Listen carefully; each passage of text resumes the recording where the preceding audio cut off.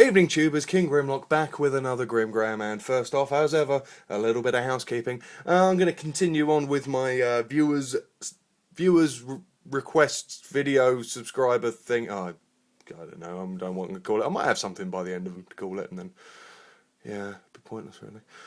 Again, apologies to any new subscribers if your name is not at the back. These are all recorded within a couple of days and will be put up over the course of a few weeks. You will go up after auto-assembly when I do a new video. So here we have Animated Jazz, as requested by Zizzler Rizzle 8707. Little linky up here to Zach. Good review. Nice guy as well. Really top bloke.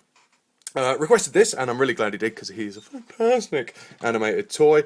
Great deluxe, does help the panels are actually in when you start reviewing it, Matt. I mean, what's to say? It's a beautiful, sleek little racing car. Looks fantastic in this mode. Absolutely beautiful. Great paint apps. Paint scheme at times isn't superb, purely because different colorations on things like the blue, the lines don't always match up. Lazy around the back. This is obviously casting black plastic with white being painted over the top of it, or grey, and white being painted over the top of it, and it just looks like it's going to chip at any moment. But they've actually done things, you know, like these red tail lights, the clear blue headlamps and side lamps there. It looks fantastic. The silver is gorgeous all over. Again, different paint though. This is paint, this is moulded plastic, paint. You know, it's a little bit of consistency on them would have been nice. On the underside, you do have a folded up robot, but with animated, so much is forgivable because of how beautiful the aesthetic is.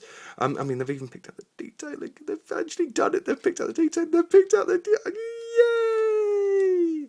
Well done, Hasbro. You got a toy right. It's just a shame there's other problems with it in the paint side, you know. On the whole, an absolutely fantastic piece. He looks beautiful. He's a great portrayal of Jazz in the first place. I always thought the animated Jazz was brilliant, being this sort of ninja dude, and I always thought that this was a great representation of the animated model in both modes, and he's hugely poseable in his robot mode. So we'll get on to it, because there's not too much to say about the vehicle other than they've ballsed up some paint apps, but they've done a lot of it very well. So we have animated Jazz in his quite fabulous, as with all the animated figures, robot mode. Hugely accurate. I mean, there's not very much different between his animated model and this. It's really nicely done. Okay, I've just highlighted one of the big problems, though.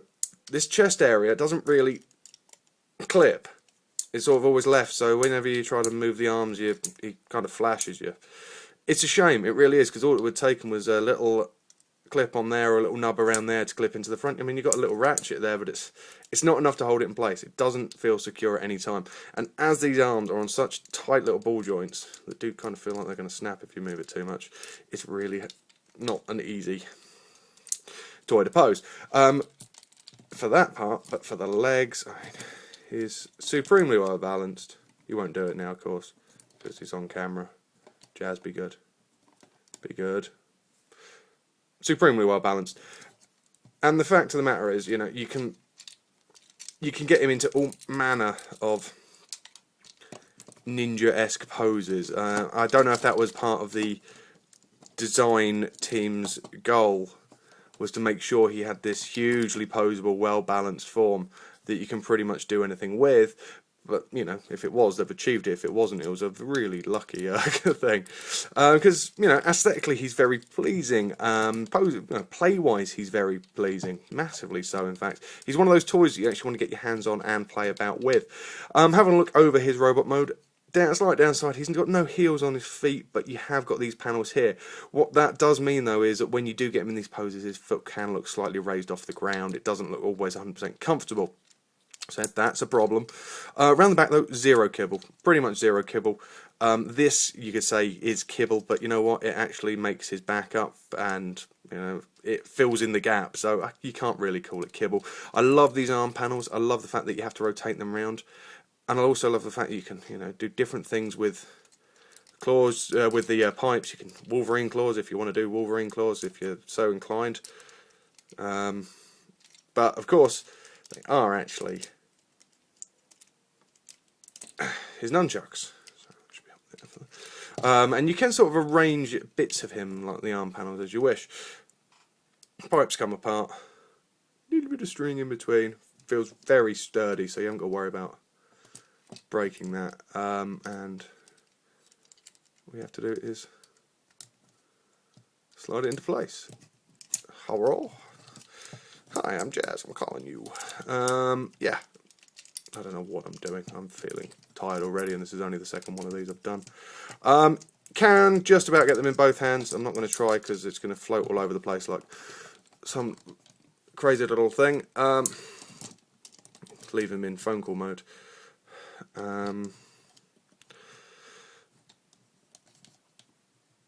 Stand up, please. Oh, anyway, yeah. So there we go. That's animated Jazz. Can I recommend him? How could I not? He's absolutely perfect. He's a perfect representation of the animated character. He's a great representation of Jazz in the first place, which is always a good thing, really, in my eyes. But he's just a really nice looking and really playable bot.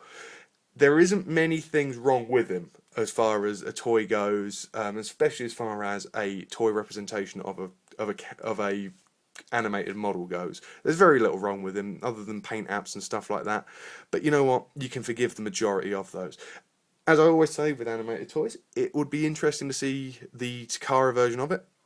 Just to see what they've done different, especially with the paint apps. They've probably managed to line up those paint apps a bit better. It might be a bit tidier. But as ever, you are going to be paying the quite significant amount more for the Japanese version of him now, especially as the Hasbro versions are dirt cheap to pick up. Yeah, so there we go. There's a little bit of Jazz for you.